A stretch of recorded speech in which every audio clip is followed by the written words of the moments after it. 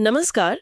आज हम एक ऐसी जगह की पड़ताल कर रहे हैं जो अ, आग और बर्फ के संगम जैसी है। आइसलैंड। आइसलैंड, हाँ। उत्तरी अटलांटिक में बसा ये द्वीप देश अपनी धधकती ज्वालामुखियों, विशाल ग्लेशियरों और वो उबलते पानी के चश्मे गीजर और हाँ, आसमान में नाचती नॉर्दर्न लाइट्स, इनके लिए तो दुनिया भर में मशहूर है। बिल्कुल। और जैसा कि हमारे पास ये जो दस्तावेज है, आइसलैंड प्रकृति का अद्भुत देश, उसके कुछ अंश बताते हैं। ये सिर्फ कुदरत का करिश्मा ही नहीं है। अच्छा। हाँ, इसे दुनिया के सबसे शांत और पर्यावरण के प्रति बहुत ज्यादा सजग और विकसित समाजों में भी गिना जाता है। तो आज हमारी कोशिश यही रहेगी कि इन स्रोतों की मदद से आइसलैंड को थोड़ा और गहराई से समझें। देखें कि यहाँ की जमीन कैसी है, इतिहास क्या कहता है, लोग कैसे रहते हैं, अर्थव्यवस्था कैसे चलती है और आखिर वो कौन सी बातें हैं जो इसे इतना खास बनाती हैं। हाँ, बिल्कुल। इन जानकारियों के जरिए हम आइसलैंड की वो पहचान पकड़ने की कोशिश करेंगे जो इन दस्तावेजों में दिखती है, और ये भी समझेंगे कि दुनिया के लिए इसकी क्या अहमियत हो सकती है। चलिए तो शुरुआत करते हैं इसके भूगोल से, मतलब दुनिया के नक्शे पर यह है कहाँ। हाँ, तो ये दस्तावेज बताते हैं कि ये ग्रीनलैंडिया और नॉर्वे के बीच में है, अटलांटिक महासागर के बीचों बीच समझिए। अच्छा। और एक दिलचस्प बात यह है कि ये यूरेशियन और उत्तरी अमेरिकी टेक्टोनिक प्लेट्स के ठीक ऊपर बसा है। ओ, राजधानी रेक्याविक है। सही जी, रेक्याविक। और क्षेत्रफल है करीब 1,03,000 वर्ग किलोमीटर। और जमीन की बनावट आपने कहा टेक्टोनिक प्लेट्स के ऊपर। हाँ, वही इसे असाधारण बनाता है। जैसा आपने कहा, ये एक ज्वालामुखीय द्वीप है, मिड अटलांटिक रिज पे है ना। अच्छा। तो इसका मतलब है कि ये भूगर्भीय तौर पर बहुत बहुत सक्रिय जमीन है। और दस्तावेज बताते हैं कि यहाँ ग्लेशियरों का राज है, साथ ही अनगिनत झीलें और वो धरती से निकलते गर्म पानी के सोते, जियोथर्मल वेंट्स, वो भी खूब है। और इतनी बड़ी नाटकीय जमीन पर रहने वाले लोग। आबादी कितनी है? आबादी जानकारी के मुताबिक बहुत ज्यादा नहीं है। 2023 का अनुमान देखें तो महज 3,80,000 के आसपास। बस इतने बड़े देश में? हाँ, बस इतनी। तो मतलब हर तरफ प्रकृति का ही बोलबाला है। सही कहा। ये कम आबादी और विशाल जंगली नज़ारे, मतलब प्रकृति यहाँ इंसानों पर हावी है। बिल्कुल। और वो आग और बर्फ का देश कहना एकदम सही बैठता है। यहाँ की जमीन लगातार बन रही है, बदल रही है। वो जो मिड अटलांटिक रिज पर होना है ना, उसका मतलब है कि द्वीप असल में धीरे धीरे दो हिस्सों में खिंच रहा है। अरे! और इसी खिंचाव से ज्वालामुखी और भूकंप वगैरह होते रहते हैं। ये तो प्रकृति के साथ एक अलग ही तरह का रिश्ता हुआ। अच्छा, अब थोड़ा इतिहास देखते हैं। इन दस्तावेजों से क्या पता चलता है? इसे बसाया किसने और कब? जानकारी के अनुसार इसकी कहानी शुरू होती है 9वीं सदी में। 9वीं सदी में? हाँ, नॉर्स वाइकिंग्स के साथ। वाइकिंग्स? हाँ, तो इसकी जड़ें वाइकिंग युग तक जाती हैं। वो लोग समुद्री यात्राओं में माहिर थे और उन्होंने इस वीरान द्वीप पर अपनी बस्तियां बसाईं। और उसके बाद क्या ये हमेशा आजाद रहा है? नहीं, वाइकिंग बसावट के बाद एक लंबा दौर आया जब ये बाहरी ताकतों के अधीन रहा। अच्छा। दस्तावेज बताते हैं कि 1262 से ये पहले नॉर्वे और फिर डेनमार्क के शासन में आ गया। डेनमार्क? हाँ, और डेनमार्क का कंट्रोल तो काफी लंबे समय तक, करीब 7 सदियों तक रहा। फिर जाकर 1944 में दूसरे विश्व युद्ध के दौरान आइसलैंड ने खुद को एक स्वतंत्र गणराज्य घोषित किया। ओके, 1944 में। और आज वहाँ सरकार कैसे चलती है, किस तरह का सिस्टम है? आज आइसलैंड एक संसदीय गणराज्य है। मतलब दस्तावेजों के मुताबिक यहाँ एक राष्ट्रपति होते हैं, लेकिन उनकी भूमिका ज्यादातर औपचारिक ही है, सेरेमोनियल। सरकार चलाने की असली ताकत प्रधानमंत्री और उनके मंत्रिमंडल के पास होती है, और वो संसद के प्रति जवाबदेह होते हैं। संसद का जिक्र आया तो एक बहुत ही हैरान करने वाली बात इन दस्तावेजों में मिलती है। हाँ, क्या? यहाँ की संसद, जिसे अल्थिंग कहते हैं, हाँ। वो दुनिया की सबसे पुरानी संसदों में से एक मानी जाती है। सोचिए, 930 ईस्वी में बनी थी। ओह हाँ, अल्थिंग, बिल्कुल। ये तथ्य तो आइसलैंड के इतिहास को एक अलग ही पहचान देता है ना? सोचिए, 1000 साल से भी ज्यादा पुरानी संसदीय परंपरा। ये सिर्फ एक फैक्ट नहीं है, ये दिखाता है कि वहां साथ मिलकर फैसले लेने, कानून बनाने की जड़ें कितनी गहरी हैं। सही। ये दिखाता है कि आइसलैंडिक समाज में शुरू से ही एक तरह की लोकतांत्रिक सोच रही है, भले ही उसका रूप समय के साथ बदला हो। ये तो सच में अद्भुत है। चलिए अब अर्थव्यवस्था की तरफ बढ़ते हैं। हाँ। देश की गाड़ी चलती कैसे है, मतलब इकोनॉमी किन चीजों पर टिकी है? दस्तावेज क्या कह रहे हैं? देखिए, अगर परंपरागत रूप से देखें तो मछली पकड़ना और उससे जुड़े उद्योग, वो आइसलैंड की अर्थव्यवस्था की रीढ़ रहे हैं हमेशा से। हाँ, वो तो है, अटलांटिक का इलाका है। बिल्कुल, मछलियों से भरा हुआ। तो ये उनके लिए एक बहुत जरूरी संसाधन रहा है। लेकिन क्या आज भी सिर्फ मछली पर ही निर्भर है या कुछ और भी है? नहीं, यहीं पर आइसलैंड की आधुनिक कहानी दिलचस्प होती है। दस्तावेज साफ बताते हैं कि पिछले कुछ दशकों में इकोनॉमी काफी बदली है, डाइवर्सिफाई हुई है। अच्छा, कैसे? मछली उद्योग अभी भी जरूरी है, बिल्कुल, लेकिन अब रिन्यूएबल एनर्जी यानी नवीकरणीय ऊर्जा, हाँ, उसका तो मैंने भी सुना है। हाँ, और टूरिज्म और टेक्नोलॉजी, खासकर सॉफ्टवेयर और आईटी सर्विसेज, ये सब अब बड़े खिलाड़ी बन गए हैं। और उनकी अपनी मुद्रा है, आइसलैंडिक क्रोनी, ISK। आपने रिन्यूएबल एनर्जी का जिक्र किया। हाँ। इस मामले में तो आइसलैंड एक मिसाल है शायद, है ना? बिल्कुल, ये शायद सबसे प्रभावशाली चीज है जो इन दस्तावेजों से उभरती है। क्या? जानकारी के अनुसार आइसलैंड अपनी लगभग 100% बिजली जरूरतें रिन्यूएबल सोर्स से पूरी करता है। 100%? सच में? ये कैसे? हाँ, ये मुख्य रूप से दो स्रोतों से आती है। एक तो जियोथर्मल ऊर्जा, मतलब धरती के अंदर की गर्मी का इस्तेमाल। अच्छा, वो ज्वालामुखियों की वजह से। हाँ, उसी भूगर्भीय गतिविधि का फायदा। और दूसरा है हाइड्रो पावर, यानी नदियों के पानी से बनने वाली बिजली। 100%?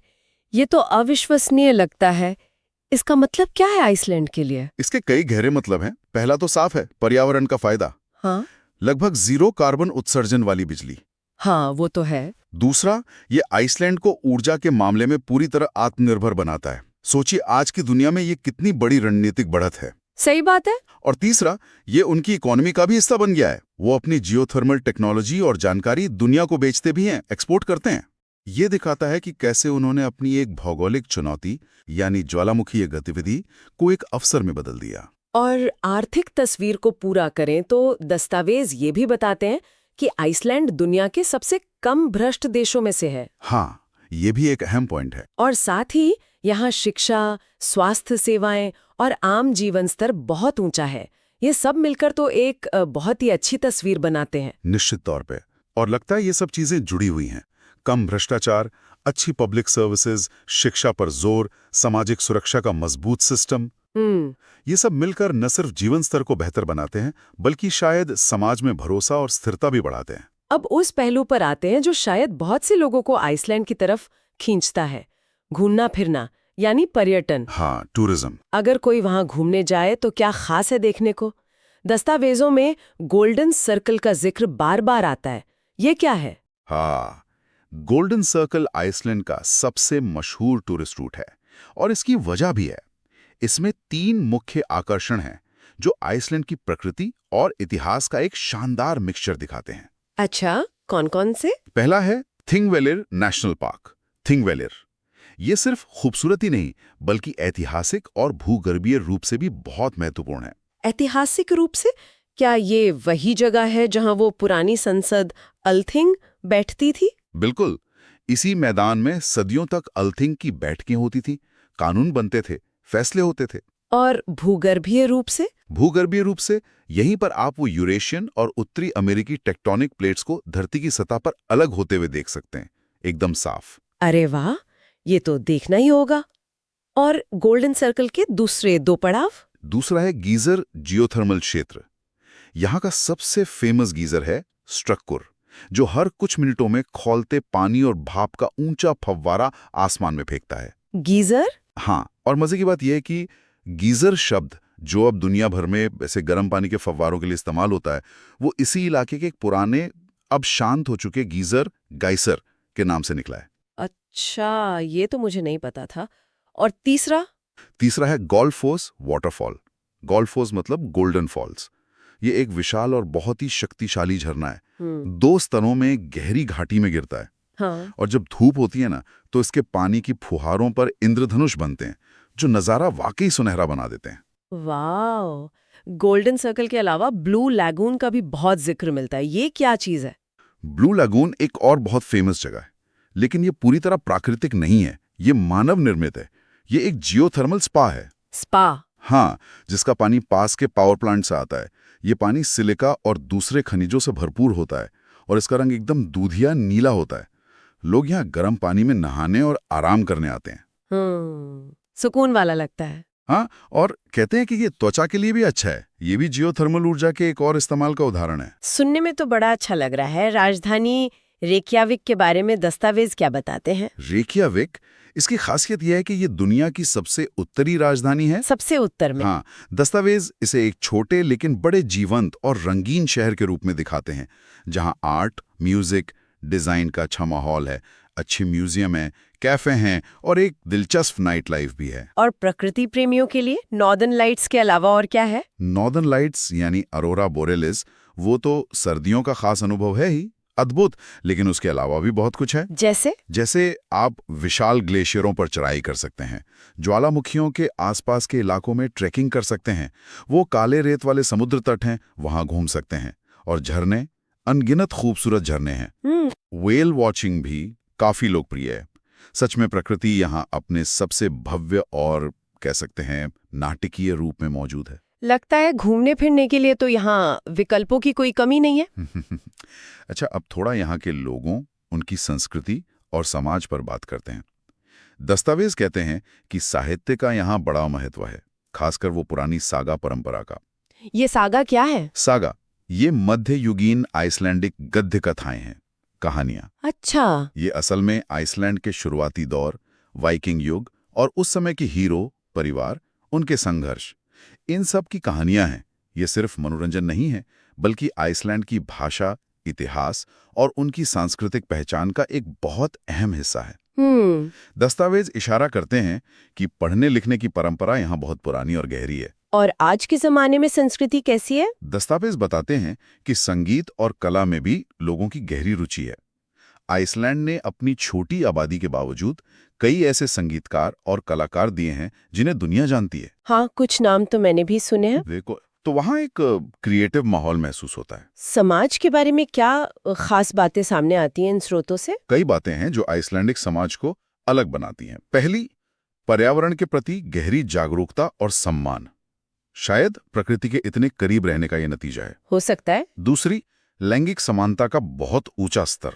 आइसलैंड लगातार ग्लोबल जेंडर गैप इंडेक्स पे टॉप पर रहता है। हाँ, ये तो बहुत बड़ी बात है। बिल्कुल। दस्तावेज इस बात पर जोर देते हैं कि महिलाओं की भागीदारी, चाहे राजनीति हो या अर्थव्यवस्था, काफी मजबूत है। ये तो बहुत ही महत्वपूर्ण बात है। और शिक्षा का स्तर भी बहुत ऊंचा बताया गया है। भाषा की बात करें तो आधिकारिक भाषा आइसलैंडिक है, जो पुरानी नॉर्स भाषा से निकली है और कहते हैं सदियों में ज्यादा बदली नहीं है। अच्छा। लेकिन अंग्रेजी का ज्ञान भी बहुत आम है, खासकर युवा पीढ़ी में, शायद टूरिज्म और दुनिया से जुड़ाव की वजह से। एक और दिलचस्प आंकड़ा जो दस्तावेजों में मिलता है वो ये कि आइसलैंड अक्सर ग्लोबल हैप्पीनेस इंडेक्स यानी खुशहाली सूचकांक में भी बहुत ऊपर रहता है। हाँ, टॉप के देशों में रहता है। इसके पीछे क्या कारण हो सकते हैं, जैसा कि स्रोत बताते हैं? देखिए, स्रोत सीधे तौर पर कारण तो नहीं गिनाते, लेकिन कई फैक्टर्स की तरफ इशारा करते हैं, जैसे मुफ्त या बहुत कम लागत वाली शिक्षा और स्वास्थ्य सेवाएं, एक मजबूत सोशल सेफ्टी नेट, प्रकृति तक आसान पहुंच, समुदाय का एहसास, क्योंकि आबादी कम है तो शायद लोग एक दूसरे से ज्यादा जुड़े महसूस करते हों। हाँ, ये हो सकता है। और उच्च स्तर की सुरक्षा और समानता, ये सब मिलकर शायद लोगों के जीवन में संतोष और खुशी लाते होंगे। अब कुछ ऐसी बातों पर आते हैं जो आइसलैंड को और भी अनोखा बनाती हैं और जिनका जिक्र इन दस्तावेजों में है, जैसे ये कि आइसलैंड की अपनी कोई स्थायी सेना नहीं है। हाँ, ये बात अक्सर लोगों को चौंकाती है ना? आइसलैंड नेटो का संस्थापक सदस्य है, लेकिन उसके पास अपनी कोई रेगुलर आर्मी नहीं है। सुरक्षा के लिए उनके पास एक अच्छी तरह से सुसज्जित कोस्ट गार्ड है और अमेरिका के साथ उनका एक रक्षा समझौता भी है।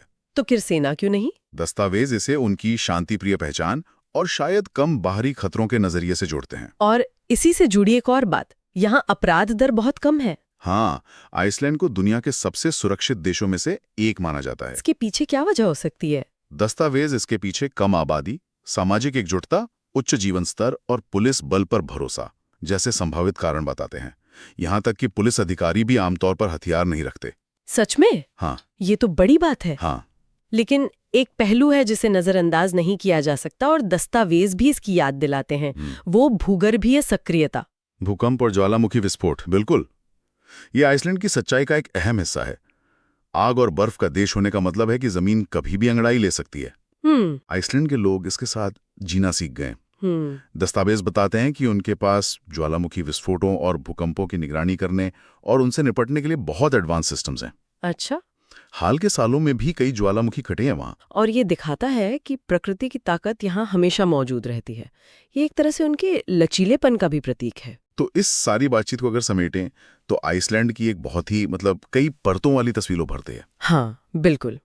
एक तरफ प्रकृति अपने चरम पर है, वो धधकते ज्वालामुखी और जमते ग्लेशियर का अजीब सा संगम। दूसरी तरफ एक गहरा ऐतिहासिक बोध है, दुनिया की सबसे पुरानी संसदों में से एक के साथ। और साथ ही ये एक बेहद आधुनिक और प्रगतिशील समाज भी है। जैसा कि इन दस्तावेजों से पता चलता है, रिन्यूएबल एनर्जी में दुनिया को रास्ता दिखाना, जेंडर इक्वालिटी में मिसाल कायम करना, उच्च जीवन स्तर, शांति प्रियता वो सेना न होना, इसी का एक प्रतीक है। और बेहद कम अपराध दर, ये सब मिलकर इसे वाकई एक असाधारण जगह बनाते हैं। सही कहा, कई मायनों में भविष्य की झलक जैसा लगता है। हाँ, कह सकते हैं।